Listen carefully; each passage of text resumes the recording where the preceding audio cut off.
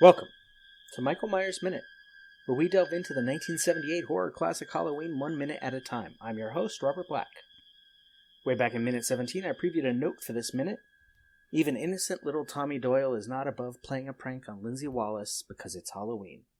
And maybe because he's got a costume to separate himself from the act. But let's not get ahead of ourselves. We're in the Doyle house. Annie has just been killed in a garage across the street, and we've got a guest, Alyson Grimm. Welcome back, Alyson. Thank you. So every time I hear the very beginning of the intro to this, I think he's saying "fuck you." No, lock your doors. Wow, but you're rude. Close. That's how you start a podcast. Yeah. That's how we're going to start our Jeopardy podcast. To immediately turn off all the people who take things seriously. Like our first category is "fuck you." Anal bum cover. And we see, finally, we see what we were wondering about last time. Second two, what Tommy's plans are.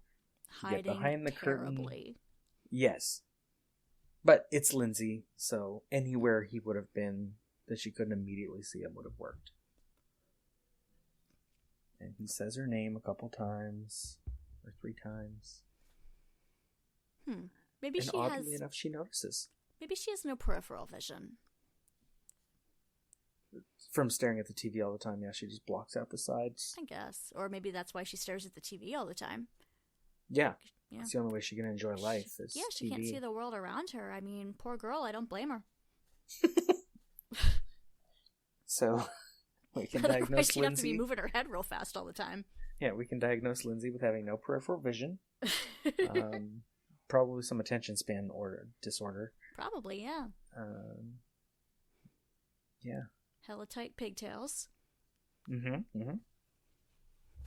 she has some great reactions in this one when there's the screaming and Laurie comes over and either Lindsay or Kyle, I don't know if it's the actress or the direction of the character, but she's very panicked and does it pretty well. Is Kyle the actress's name? Yes. Wow. Kyle Richards. And yeah, so second 11, still hiding behind the curtain, Tommy looks outside. And the script says, Tommy's POV, Wallace backyard. It is scripted as the backyard. Is that the backyard? No. I was gonna say, he's looking across the street at the front yard. Yeah, like Michael's just doing this in full view of the neighborhood. Yes. Now, in minute 53, I talked about the geography of the Wallace property doesn't make any sense anyway. So it's fine. Call it the backyard because in minute 17, I talked about Michael as a cosmic horror. This particular neighborhood in Haddonfield, this street where these houses are, is changing as whatever he wants to happen. He's in the backyard, but Tommy can see him because he wants Tommy to see him. I am into that. Yeah. That's great. That's what he is as a boogeyman. He is the boogeyman of this particular neighborhood. Like when Tommy first saw him out the window, he saw his shadow when Michael was not standing at the side of the house. He was standing at the back of the house. Oh, that's really good. Have you ever gone to grad school? I feel like you should write a thesis on that. Okay, we'll go back to grad school. I wrote my thesis on blogging. Okay, well, you're going to write a new thesis on this theory. Just that Michael can affect Michael reality. Myers' cosmic horror affecting reality. Yes. You're going to pay for grad school in America. Again. Yeah, I've already done that. I don't want to do that again. Now, then, what he sees, there's an IMDb goof for this. After Michael has killed Annie, he carries her body around the side of the house. In the first shot, notice her head is on the left side of Michael's body and her feet are on the right side. It then cuts to Tommy, who is watching from the window across the street. This is a really long IMDb goof. When it cuts back to Michael carrying Annie up the front steps of the house, her body has switched positions. Her head is now on the right side of Michael and her feet on the left. Maybe he had to, put her down and readjust. Well, weirdly, this is an IMDb goof that is totally correct. Totally. But I am weary of the IMDb goofs page, so I have decided that, like you say, what happened is, when we cut back to Tommy in that little split second, Michael threw Annie's body into the air and then caught her the other direction. Show off. Because Michael was a clown once. That's right. He knew he was being watched. Yeah. And he knows there's a show. He knows Tommy is watching. Mm-hmm. And he can juggle. And this is proof. I mean, it's not a goof. If you're going to be Michael like a cosmic horror, awesome. I feel like you should at least be able to juggle. Yeah. Or he just decided her feet were her head and her head were her feet. And they were. Maybe like partway through, he cut off her head and her feet and switched positions. You took it a little more gruesome, but yes, that works too. It's like he was carrying her and like his arm fell asleep, so he had to like shift position. And that's so what Tommy Tommy saw. watching him like put down this dead body and like try to pick it he back pauses, up. Has to set her down for a moment. He's getting a little tired. He's like bent over, breathing.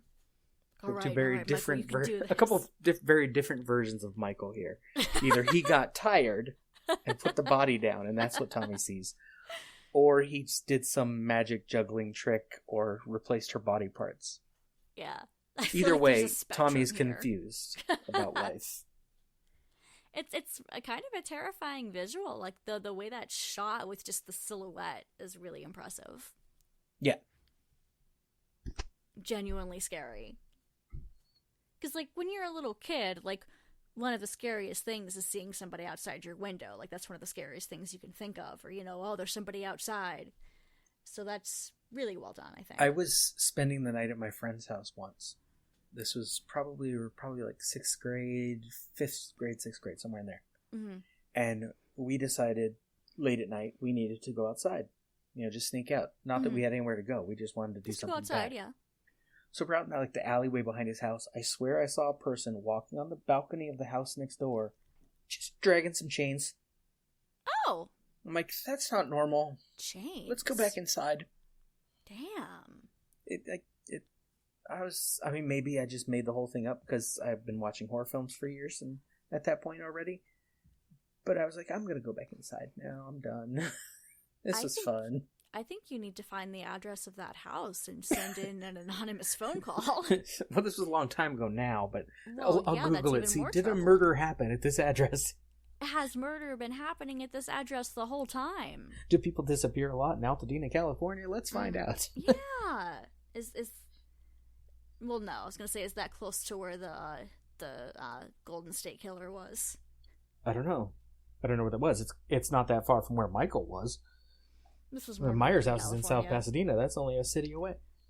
I don't know the geography of California very well. Is Pasadena northern or southern? Southern. Okay, yeah. I live in Glendale, which is right outside of downtown, like north of downtown LA.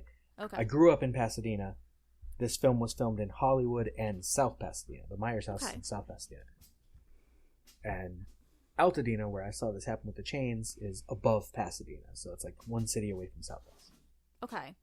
And there may have been murders happening there. Yeah. And I was witness to something. Chains? What was he doing with the chains? I have no idea. It's California. It's not like people have chains for their tires or anything. Yeah. It's LA. No one's going anywhere. They have their chains later. I can hear my cats being bad, but I can't see them. I'm not sure where they are. They're cats. They're invisible. Till they want to be seen. Just like Michael Myers. Yeah, it's pretty impressive how he's just like doing all this in the middle of the neighborhood and he's only seen when he wants to be. He doesn't kill people in the open, but he doesn't have a problem with walking around in the open. Just with his dead bodies. Yeah. Firemen carrying them over his shoulder, giving her a piggyback ride. Actually, getting back to the geography of the Wallace house from minute 53, there is no reason for him to walk to the front door to take this body inside either. Oh yeah, because there's the back door. You get to the garage from the back. Although, when Annie left, she went to the garage from the front door also, for some reason. Even though it's much easier to get there from the back door where they had previously gotten to the laundry shed. So he would have had to walk like all the way around the house to get to the front door. So basically, he is doing this so that Tommy can see him. Do you think he locked himself out? Like, when he tried the back door and it wouldn't open? He's like, damn it, I closed the kitchen door. I'm going to have to walk around. He's like, should I leave the body here and then go around, come back and unlock it? Or just carry the body? No one's looking. Come on, Michael, we talked about this. Yeah. The little Celtic kid, Enda's voice inside, like, just break the door, just do what you gotta do. He's like, but I could scare Tommy Doyle across the street. Like, oh, that works too. Such a wild revelation. I never knew that. I have a t-shirt on TeePublic that says Enda lives. Spray painted over the Michael Myers mask.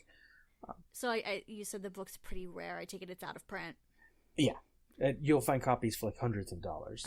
I happened to find someone online who had put an EPUB, and then I turned it into a PDF, and I turned that into a Word file so I could easily copy and paste it into my notes. Okay. It took a few steps. If you have that EPUB link, you should send it to me. I will not admit to even having it beyond the sentence I just said, because that's illegal.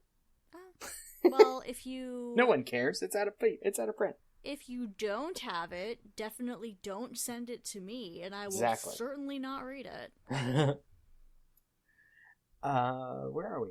Second 29. Interior Doyle house. Tommy steps backward, pushing the curtain, scaring the hell out of Lindsay, who screams and begins crying. Because she hears somebody whispering her name and decides to just walk over there. Well, that's what you do. I guess. You don't if turn I around hear and someone say, whispering what? my name randomly in a room and no one else is around, what the fuck I'm gonna do you go want? I'm gonna go. Yeah. Well, I'm not moving. What did she do? All she did is say, "Where are you?" Yeah. Mm-hmm. When the voice doesn't answer, you don't go toward it. Yeah. It's not a useful voice. It's not a friendly voice if it doesn't answer. If you want me, you come here. Goddammit. Like, I'm watching Forbidden Planet. You leave me alone. Tommy screams, and he actually lunges forward and hits the blinds, which the visual amused me, watching it over and over. And did you make a gif of that? I should. I'll have to now. Yes, you do. There he is, the boogeyman, he's outside, which is presumptuous. That could be Paul. It could be Paul, yeah. Yeah. I mean, he doesn't know anything about sex, though, presumably yet, so... Right, Tommy doesn't know about role-playing. Mm-hmm. Or what drugs Annie might be on. So, I was thinking they're role-playing, I was thinking, the Celtic stuff, but, sexy, Celtic warrior carrying the lass with the heaving bosom. Celtic erotica right here. Celtic erotica, yes. Paul's like, I'll be the Minotaur. You be the Dave. The Dave. There's no Dave made a Maze fan fiction, I presume.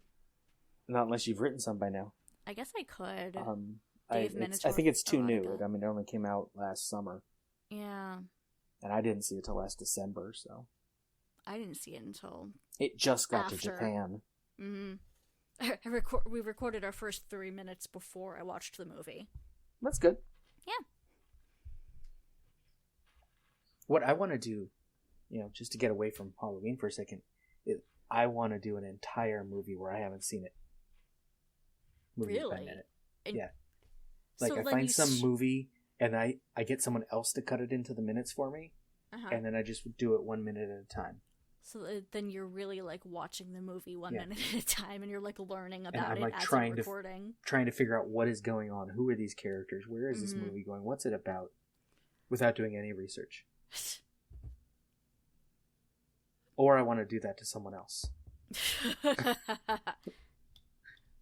Who's like, oh, you haven't seen this? You'll be my co-host. Let's go. That's how I'll get George to do Human Sentiment with me. He just refuses to watch it? 1 minute at a time, it's not that bad. I'm right. I don't think it would be that bad.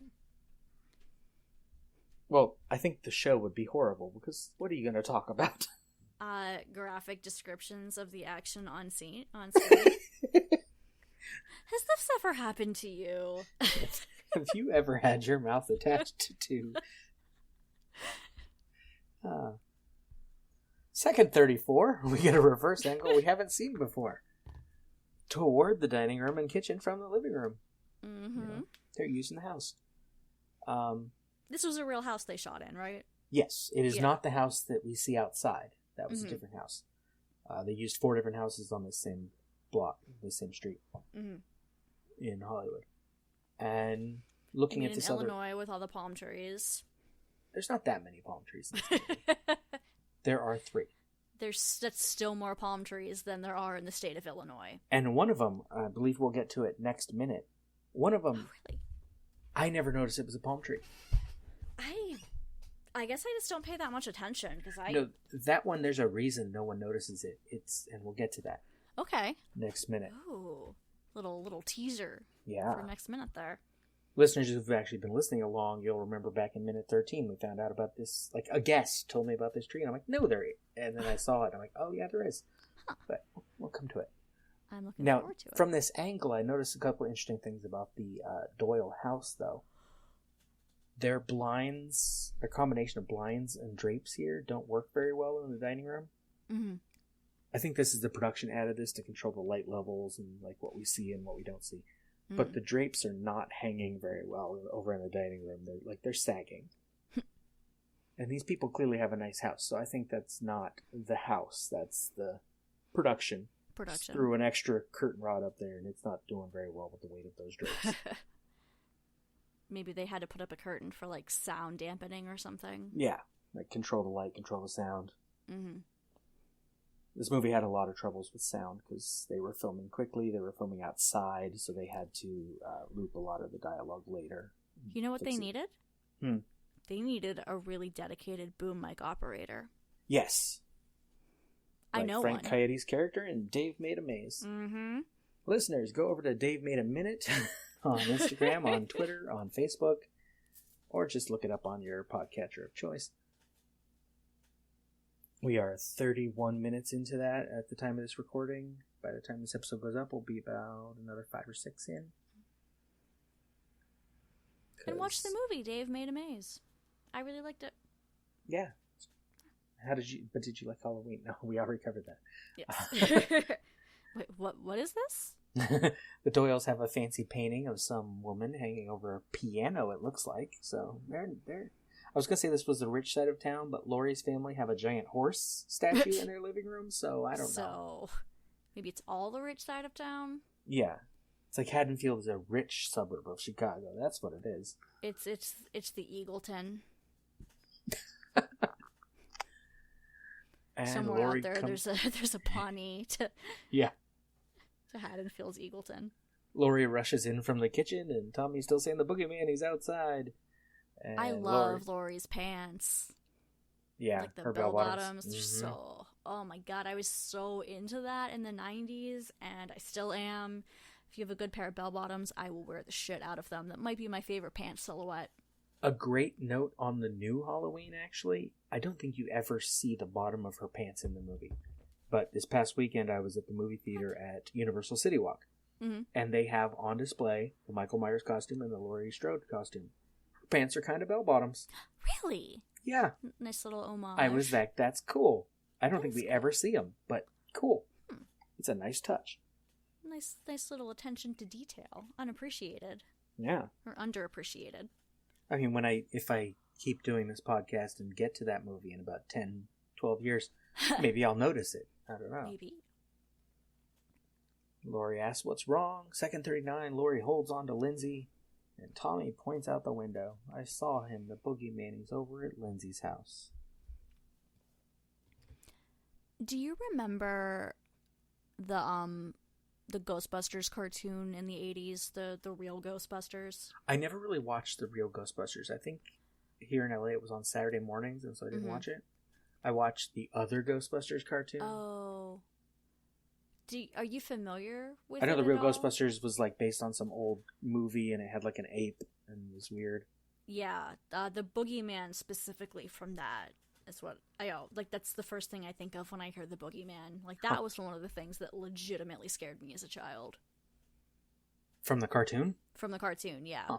I'll send you the link. You should look it up. Like this dude is legit terrifying. Nice. And I've recently rewatched one of his episodes, and I still I don't like it. I've seen a lot of things. I've seen a lot of things that should have scared me and don't scare me, and this fucking cartoon from the 80s terrifies me. We just had the slogan for your website when you have one. I've seen a lot of things. Just that's it. I like that. It's true. My other note for this minute was that I like Laurie's apron. Yeah. Do you think she brought that with her, or did she get it from the house? Laurie or Jamie Lee Curtis? Laurie that's an interesting like question. Laurie might have her own apron that she brought along. I'd say Laurie definitely has her own apron. The interesting thing I learned looking at this movie like this, 1 minute at a time, is she brought a coat that never gets out of Annie's car. Really? Yeah, she's holding it in like the famous photos of like her sitting on the pillar with the little pumpkin when she's waiting for her ride. Mm-hmm. The thing she's holding in her other arm is like a quilted coat. Wow. But when she gets out of Annie's car, she doesn't have it. It's Illinois in October. Yeah, it's cold. Yeah. But she left it in Annie's car, and so now it's part of a crime scene, or will be in about an hour. She's never going to get that coat back. She might not care. It might have got some blood clearly. on it. It certainly got some, like, Michael stink on it. Because he sat on it, probably. What do you think he smells like? Mechanic? Do you think Michael Myers, like... And formaldehyde. Yeah. Do you think the character of Michael Myers is very hygienic? No. Well, I think when he's in the hospital, I think people clean him. He doesn't clean himself? No, he just sits and stares out a window. I guess, yeah. They probably, drag him into a room and, scrub him down by force occasionally. Also, somebody has to wipe for him. I don't think he goes to the bathroom. Oh, okay. I think he's more efficient than that. He pees his pants? No, he's like the aliens in Alien. Like, he's an efficient life form. Wow. They give him food, and they're like, where's it go? And it just goes into his evilness. His murder. Yeah. Huh. That's how he can be so, concentrating, is he's constipated. Because he's really strong. So I guess he doesn't, work out or anything. Just everything he eats goes straight to become, power. Well, if you want to get back to the novelization again, which you haven't read yet, because I haven't not sent you the link, he does do things, at least when he's young. Like, he interacts with people. He talks in the novelization. Really? He gets Dr. Loomis to allow them to have a Halloween party where a girl almost drowns while bobbing for apples. Mm. And he is absolutely not near her when it happens. Mm. Yeah. Yeah, I buy that. The whole thing. Mm-hmm. Mm-hmm. And in one of the comics, he also kills a nurse. Oh. Who Dr. Loomis kind of has a relationship with. So it's kind of personal.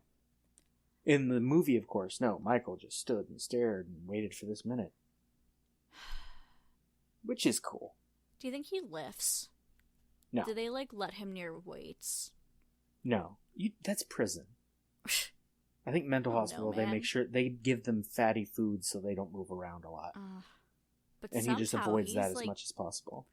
But somehow he's huge and strong and powerful. He has an evil metabolism. I suppose. It takes care of that. Man, I'm jealous. You just have to turn to evil. I'm just not concentrated evil enough. If you can concentrate for 15 years on the evil act you're going to commit, rather than forgetting about that kid you shot when you were 11, look, it would go better. I wasn't old enough to afford good tequila at the time. And he deserved it. I did yes. So did he.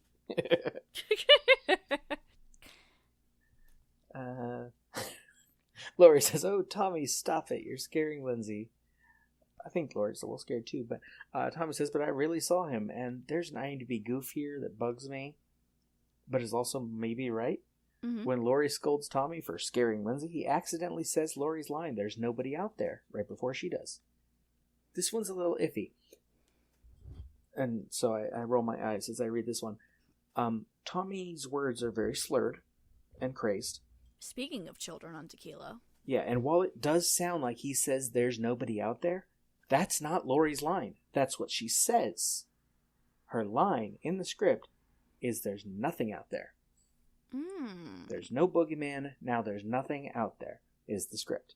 Okay. In the movie, yes, she says, now there's nobody out there, there is no boogeyman, and if you don't stop all this, I'm going to have to turn off the TV and send you to bed. Mm-hmm. So, yes, he sort of says it, and it sounds kind of weird, because he kind of says, there's nobody out there, which he shouldn't be saying. No, not at all. But that's not really her. I don't know how it got to that point. Maybe it's just late at night and he's drunk, as we said. I mean, maybe they've done this scene a couple times, Yeah. and maybe she's been forgetting her line, and he's like giving it to her. He's like, I know you're new to this, because she's been on like one TV show. He's like, some of us are old pros. This Petticoat Junction thing, that's crap. You know what I've been on? He's been on some real shows. He's like a 20-year veteran of the industry. He actually had been on quite a few TV shows, and more than her. He's like British wrestlers. They're like, I'm 21 years old. I've been wrestling professionally for 17 years. Got into a lot of bar fights before that. Wait, is it? They look like they're actually, 45. I think that's accurate for him. I gotta double check if it's him or the kid who plays Michael when he's young.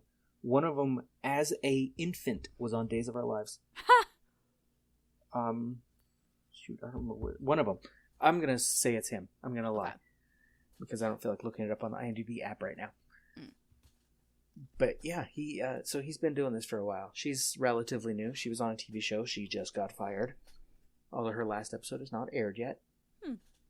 And though her parents are famous, was a iffy choice for this movie. She originally auditioned to play, I think, Annie. Something like that, yeah. Yeah, because she felt that she would fit that character more because she was more of like a bubbly personality, which is not how I view Jamie Lee Curtis at all. There's actually a line in Kim Gottlieb, that she's a set photographer, her book of photos from on the set with John Carpenter. Mm-hmm. She has a thing in a caption where, like, I think it's PJ Souls who says it, who plays Linda, that she and Jamie Lee Curtis should have played the opposite characters. Oh, really? Because, like, she's the quieter one, and Jamie Lee Curtis is the more outgoing, like, bubbly person. Jamie Lee Curtis was just always taking her top off for no reason. We have to. That's what you do. If your parents are famous, you have to make your own way however you can. That's right.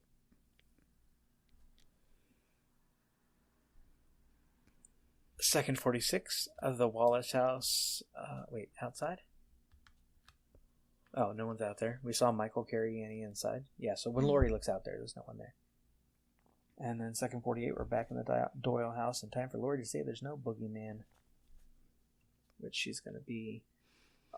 regret that. Arguably, she'll be proven wrong in a little bit. That's coming back to something I said last minute. People who love the new movie should not be saying Michael is evil on 2 feet and he's the boogeyman, because the point of the new movie is he's just a normal person.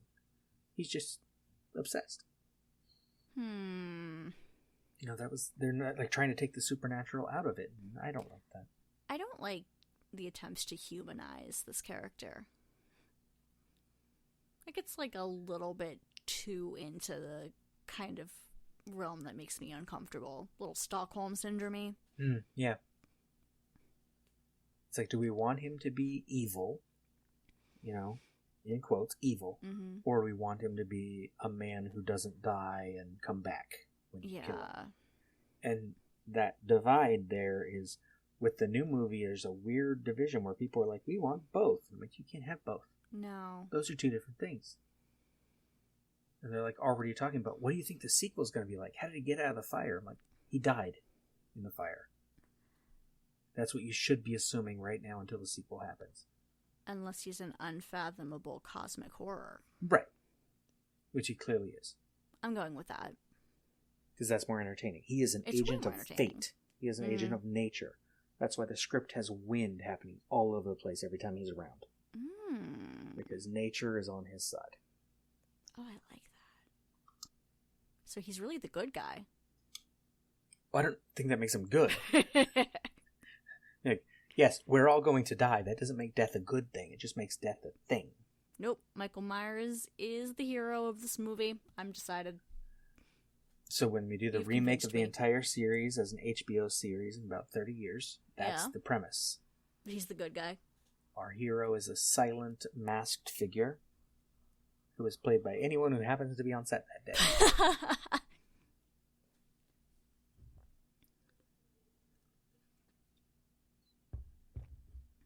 Tommy turns away from Laurie and Lindsay and walks over to sit on the couch, on his knees, facing backward, Mm-hmm. It says, "Nobody believes me." And Lindsay gets cut off in a great line that I have been quoting my entire life. The whole line is, "I believe you, Tommy." But all we get in this minute is, "I believe you." Mm-hmm. And the minute ends. Do you think Lindsay really believes him? Yes. Okay. Because at that moment, that's where her attention was, and everything she looks at is real.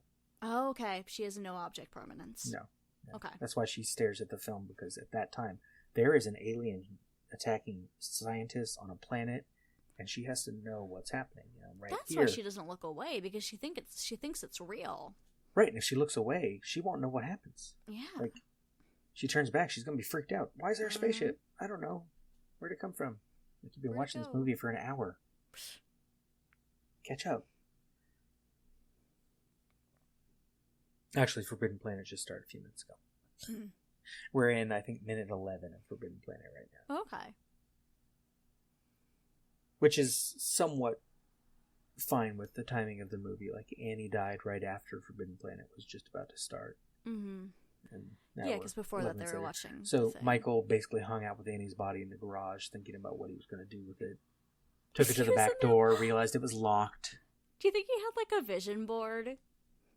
Yeah, he's back there like just sketching ideas. Like, yeah, so if I put her on the bed, gonna stage the bodies, and I have my sister's tombstone in the back of the car. But that's several blocks away. Yeah. So he's like, I'm gonna have to. I'll put the body on the bed, then go get the tombstone from the car. He's like, but what about her friends? She was talking about friends who are coming. I shouldn't put the tombstone up there yet. He's like trying to think of what closet he can hide Annie's body in. Tombstones are really heavy too. Oh, he's he's got to lug this fucking tombstone into the house. Like, when does he do that? Maybe that's why that's why in a little bit. Maybe that's why now Loomis sees his cars, because Michael had to go move it because he didn't want to walk the whole way with a tombstone. That makes a lot of sense, yeah. So he's like, that would definitely win him. Get the car, drive a little closer, not too close. Mm-hmm. Got to keep up the mystery. So he'd have to be carrying it like in his arms, because if you're dragging the tombstone, somebody's gonna hear it, right? Yeah, and in 1978, that's not a normal thing to see on the streets of town in Illinois. A masked man walking around with a tombstone. As one does. You're right. I'm not sure that might still not be a normal thing in most towns. I mean, listeners, if your town that is a normal sight, let us know. I want to move there. Any other notes for minute, what are we on, 56? 56, I do not. Okay, that is all for minute 56. Alyson, remind the listeners, how may they stalk you? You can follow the Twitter account for the forthcoming podcast about the TV show Jeopardy! Potent Podables. On Twitter.com, that is @Potent Podables. That's POD. And that's it. No other places. Don't friend me on Facebook. I mean, I guess you could, but don't. Yeah, I've been cleaning out my Facebook friends, so don't friend me either. Instead, really you can stalk me on Twitter and Facebook @MyersMinute, or Instagram Michael Myers Minute, or join the Facebook listeners group 45 Lampkin Lane. Don't forget to subscribe and leave a nice review, or a horrible review, because reviews are awesome. But if you leave a bad review, he might murder you. The first review I got was bad. I'm good. Really? Yeah. The next one I got was is that where you great. got that new coat from? Yep. Okay. That coat is in... I forgot his name. That's the name of my line. It's named after the reviewer on iTunes. If you really like what you hear, or you think it needs better sound quality and better recording studio, you can join the Thorn Cult and donate money through Patreon at patreon.com/MyersMinute. Until next time. See you later. Bye. Bye. You know, it's Halloween. I guess everyone's entitled to one good scare, huh?